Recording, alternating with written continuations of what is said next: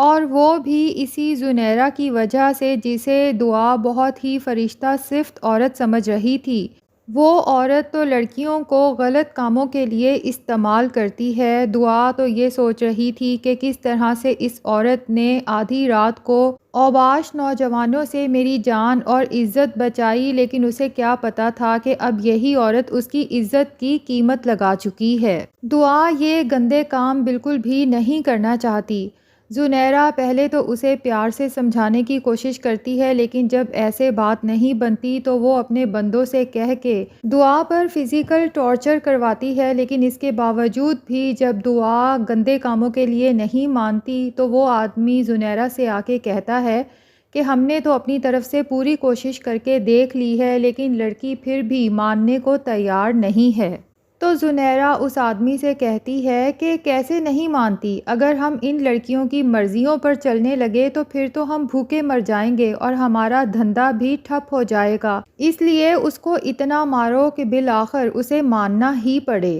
اب رومی جب یہ سب سنتی ہے تو اسے دعا کے لیے بہت افسوس ہوتا ہے۔ وہ سوچتی ہے کہ مجھے جا کے دعا کو سمجھانا چاہیے، اس لیے وہ دعا سے کہتی ہے کہ تم جو کچھ بھی کر رہی ہو اپنے ساتھ ٹھیک نہیں کر رہی۔ تمہیں پتہ ہے کہ میں بھی شروع میں ان کاموں کے لیے نہیں مانتی تھی، اور پھر ان لوگوں نے مار مار کے میرا وہ حشر کر دیا تھا کہ آخر کار مجھے ہتھیار پھینکنے ہی پڑے، اور میری ضد ان لوگوں کی ضد کے آگے بالآخر ہار گئی۔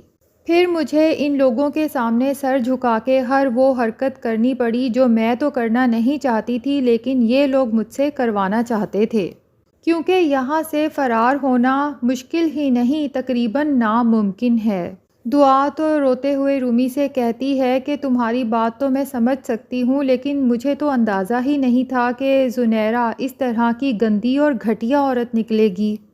اگر مجھے اندازہ ہو جاتا تو میں سڑک پر رہ لیتی، لیکن اس عورت کا احسان کبھی نہ لیتی اور نہ ہی کبھی اس کے ساتھ یہاں تک آتی۔ اور یہ جو مجھ سے کروانا چاہتی ہے، میں مر تو سکتی ہوں لیکن وہ کام ہرگز بھی نہیں کر سکتی۔ رومی کو دعا کی حالت پر بہت ترس آتا ہے۔ وہ اسے سمجھاتی ہے کہ اگر تم اسی طرح سے ضد کرتی رہی تو یاد رکھنا کہ یہ لوگ تم پہ دن رات ظلم ڈھائیں گے، لیکن تم اس چار دیواری سے کبھی بھی باہر نہیں نکل سکو گی، اور یہ چار دیواری تمہارے لیے قید خانہ بن کے رہ جائے گی۔ اگر تم سچ میں یہاں سے باہر نکلنا چاہتی ہو تو جیسا جیسا میں کہتی ہوں بس ویسا ویسا کرتی جاؤ، اور جیسے ہی کہیں بھاگنے کا موقع ملے گا تو میں خود تمہاری اس میں مدد کروں گی۔ دعا کو احساس ہوتا ہے کہ رومی اس کی سچ میں خیر خواہ ہے، تو اس کی باتوں کو مانتے ہوئے بالآخر وہ زنیرہ سے کہہ دیتی ہے کہ ٹھیک ہے، جو تم کہتی ہو میں کرنے کے لیے تیار ہوں۔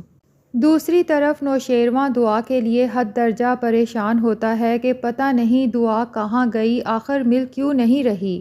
جعفر آ کے نوشیروان سے کہتا ہے کہ سائیں، ہم نے تو اس شہر کا کونا کونا چھان مارا، لیکن ان کا کہیں پتہ نہیں چلا۔ اللہ جانتا ہے کہ انہیں آسمان کھا گیا یا زمین نگل گئی۔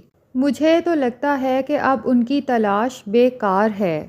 لیکن نوشیروان کی محبت چونکہ سچی ہے تو وہ جعفر سے کہتا ہے کہ میرا دل گواہی دیتا ہے کہ وہ لڑکی ایک نہ ایک دن مجھے ضرور ملے گی، اس لیے میں اپنی تلاش نہیں روکوں گا۔ جعفر جو بالکل نا امید ہو چکا ہے، بہرحال نوشیروان کی بات سن کے خاموش ہو جاتا ہے، کیونکہ وہ اپنے سائیں کو مزید ہرٹ نہیں کرنا چاہتا۔ دوسری طرف فراز فضا کو دن رات مینٹلی ٹارچر کرنے پہ لگا ہوا ہے، حالانکہ غلطی اس کی اپنی ہے، لیکن اس کی سزا وہ فضا کو دے رہا ہے۔ فراز کا مسلسل غصہ دیکھ کر فضا کہتی ہے کہ آپ مجھے کس چیز کی سزا دے رہے ہیں؟ دعا نے جو کچھ بھی کیا میری تو اس میں کوئی غلطی نہیں ہے۔ فراز جو کہ بہت ہی سنگ دل ہو چکا ہے فضا سے کہتا ہے کہ ہاں ٹھیک کہتی ہو، تمہارا تو کوئی قصور نہیں، قصور تو میرا ہے جو تمہارے جیسے گندے خاندان میں شادی ہو گئی۔ میری تو قسمت ہی خراب ہے۔ جس پر فضا تڑپ اٹھتی ہے اور فراز سے کہتی ہے کہ میری بہن دعا کے اوپر جو بھی الزامات لگے ہیں ابھی تک وہ سچ ثابت نہیں ہوئے۔ نہ ہی یہ ثابت ہوا ہے کہ دعا سچ میں گناہ گار ہے، اور میں اپنی بہن کو بہت اچھی طرح سے جانتی ہوں کہ میری بہن کبھی بھی کوئی ایسی حرکت نہیں کر سکتی۔ یقیناً کسی نے اسے اس سب میں پھنسایا ہے، اس لیے میں آپ سے التجا کرتی ہوں کہ مجھ پر اور میری بہن پر الزامات لگانا بند کر دیں۔ یہ سن کر فراز کے دل کا چور کہتا ہے کہ اصل غلطی تو تمہاری ہے، تم نے ہی تو دعا کے ساتھ یہ سب کیا ہے۔ بہرحال وہ اپنے ضمیر کی آواز سننے کو تیار نہیں ہے، اس لیے فضا سے کہتا ہے کہ میں صرف اپنے باپ کی وجہ سے مجبور ہوں جو تمہیں طلاق نہیں دے رہا، بہتر یہی ہے کہ گھر کے کسی ایک کونے میں پڑی رہا کرو، مجھے زیادہ نظر مت آیا کرو، اور اپنے میکے والوں سے بھی ملنا جلنا بالکل منقطع کر دو۔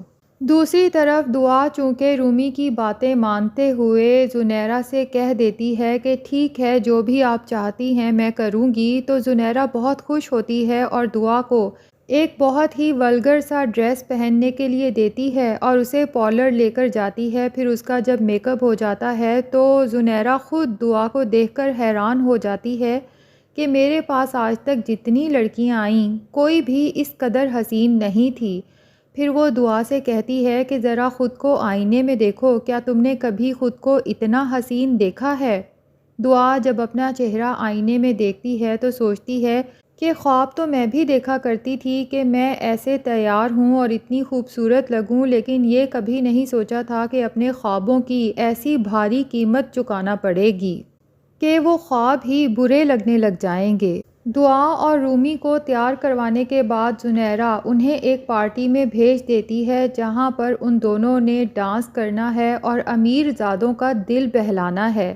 اتفاق سے اس پارٹی پہ نوشیروان بھی انوائٹڈ ہوتا ہے، اور نوشیروان جیسے ہی پارٹی میں انٹر ہوگا اور سامنے دعا کو دیکھے گا تو اس کے دل کی دھڑکن تو کچھ دیر کے لیے رک جائے گی، ساتھ ہی آنکھیں بھی پھٹی کی پھٹی رہ جائیں گی دعا کا میک اپ اور لباس دیکھ کر، کیونکہ نوشیروان تو یہ کبھی سوچ بھی نہیں سکتا تھا کہ اسے دعا یوں اچانک ملے گی، لیکن اس طرح کے لباس میں اور مردوں میں گھری ہوئی۔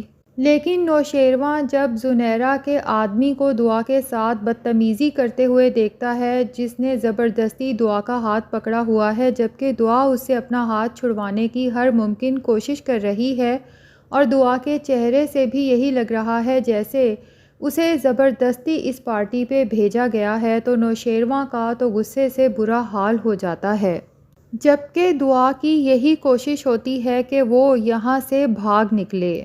نوشیروان آگے بڑھ کے اس آدمی کو گریبان سے پکڑ لے گا اور غصے میں اس کی اتنی پٹائی کرے گا کہ اس کا سر ہی پھاڑ دے گا، اور دعا کا ہاتھ تھام کے اسے زبردستی اپنے گھر لے آئے گا۔ لیکن کیا دعا نوشیروان پر کبھی اعتبار کر پائے گی؟ اور پھر گھر پہ کشمالہ بھی تو موجود ہے جو پہلے ہی نوشیروان کے منہ سے دعا کا نام سن چکی ہے جبکہ وہ نیند میں تھا، تو دعا کو اپنے سامنے دیکھ کر کشمالہ کا کیا ری ایکشن ہوگا، اور نوشیروان دعا کو کس طرح سے یقین دلائے گا کہ اس کے گھر پہ دعا کی عزت اور زندگی بالکل محفوظ ہے؟